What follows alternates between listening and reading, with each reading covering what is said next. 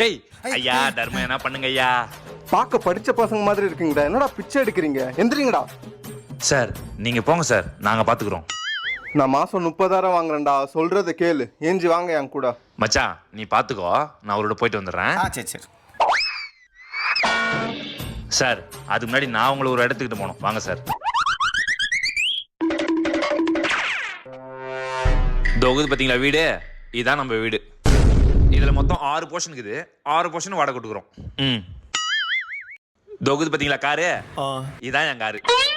அப்போ அதுவா, அது என் பையனுக்கு வாங்கி கொடுத்துக்கிறோம், ஸ்கூல் போய்க்கிறான். ஆமா வருஷத்துக்கு எவ்வளவு வருமானம் உங்களுக்கு? 3 லட்சம். அது எங்களுக்கு ஒரு மாசத்துலயே வந்துடும். என்னடா பண்ண? சொல்லி புரிய வச்சுட்டா. பாஸ், நான் இந்த ஒர்க்ல ஜாயின் பண்ணிக்கலாமா? எடு செருப்ப நாய.